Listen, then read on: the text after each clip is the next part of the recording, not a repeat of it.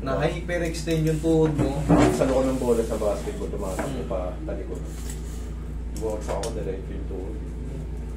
Ngayon, tug na katag yung balakang mo. Okay. Tumatakbo kang patalikod. Sinalo mo yung bola, binat na binat ka pagbagsak mo, parang patigas. Pan! Pati balakang sumak. Pati balakang. Ilang araw na yan, idol? Mga 2 weeks na po. 2 weeks na. Saan ka nahihirapan? Yan, ganyan. Pag umuong normal, may masakit. May masakit. Pati haya ka na. Pero pagka nag-ano po ako, ni-squat ako. Paano i-squat? Yung i-squat ko, upo ka. Ganyan, gaganyan. Oo. Masakit yan? Okay, sige. Puso ka rito konti. Tuhod mo rin, masakit din. Sige. 2 weeks.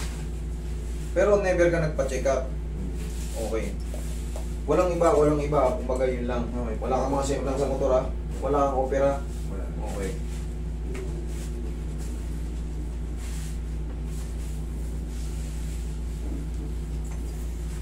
Tayo.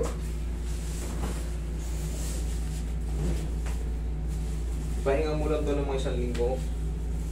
Okay ka na naman. Okay ka ang palagilid. Talaga. Yan, okay yan.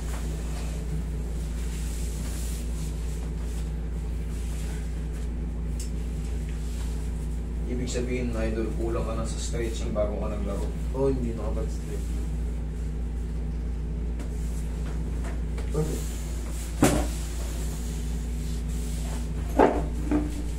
Bilang side.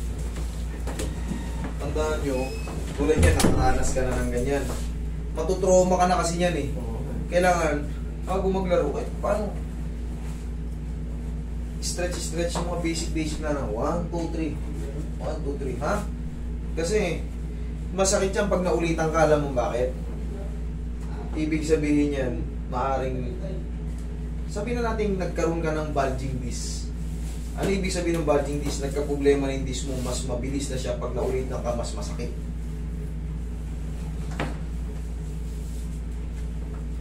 Hindi na kasi yun bumabalik. Yung dating ganitong disc, kakapal. Pag na-damage na yan, ganyan na yan. Hindi na yan babalik sa normal. Okay, tihaya ka. Tihaya. Hindi, tihaya. Tapa yun eh. Yan, tihaya. Maraming nalilito sa tihaya eh. Pero pag sinabi mong tapa, alam ka agad nila. Tapa, alam mo na yun. Pero pag tihaya, dumadapa eh. Ito ba yun, idol? Kaliwa?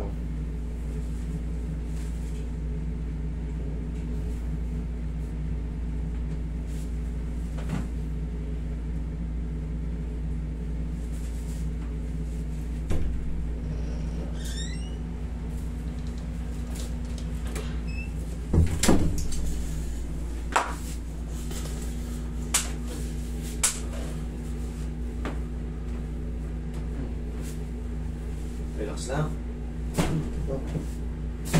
Thank you. Kailangan lang yaniin yan. Meron lang na umusog ng konti dyan.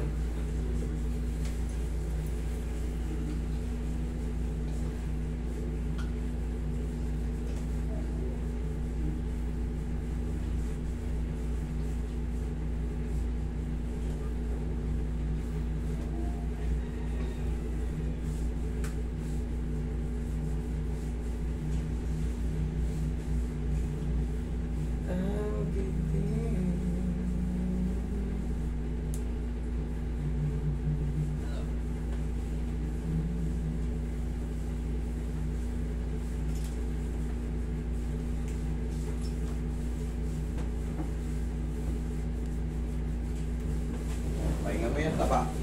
Ayusin natin yung balakang mo.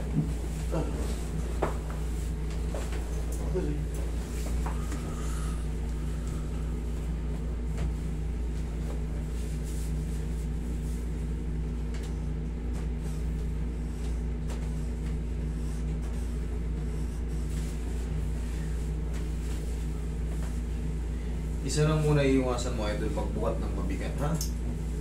Hayaan mo muna, kahit malakas ka, pero nandito ka sa kondisyon na to eh. Hindi ka talaga pwede magbuhat ng mabigat. Pag nagbuhat ka ng mabigat, magiging letter C ka.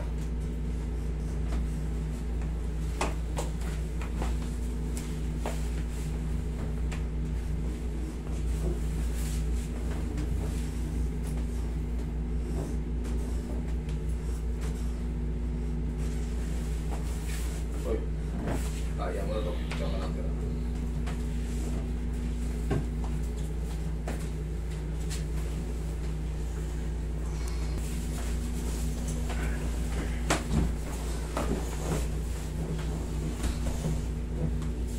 Kasi yung balakang siya.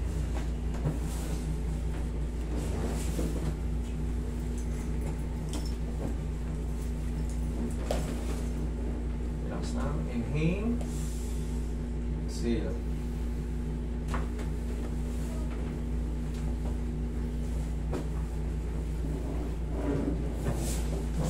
Yan. Ayan mo na mga singaw.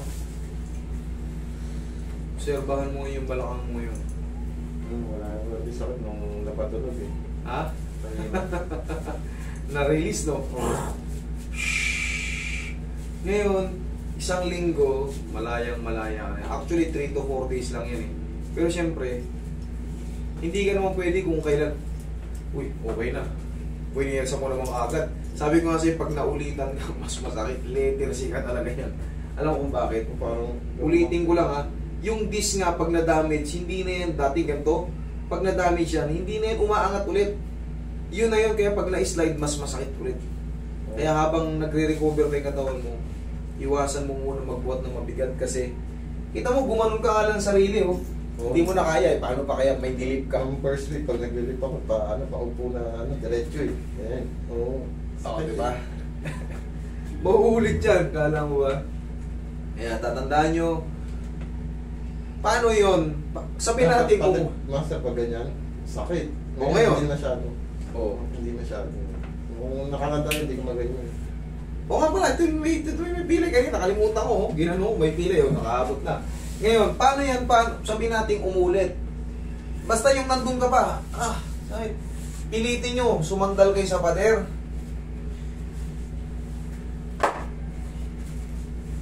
Yun, tapos maghaplos na kayo sa balakang nyo, yung mga umiinit. Okay? Oh, tayo ka ngayon. Tayo ka. Tayo ka. Tingnan mo ngayon, oh. Yumuko ka ng gano'n. Abutin mo yung sinelas mo ngayon. Oh. Nakakaganyan ka ba? Nung nakaraan, hindi. Hindi. Pagka ako, dadampot ako na pag ganyan talaga. Dati yun. Thank Pag you. ganyan, tumalag, sarap tayo ko. Eh syempre, kailangan marunong mag-estimate kung paano ibabalik yun. Yung sinasabi kasi yung iba, may nagsasabing isa lang naman ang ano natin eh, basher natin. Kumbaga ganito yung bis niya. Walang kwenta yung patunog-tunog. Akala mo lang yun kasi hindi ka marunong nito. Okay? Thank you. Thank you po.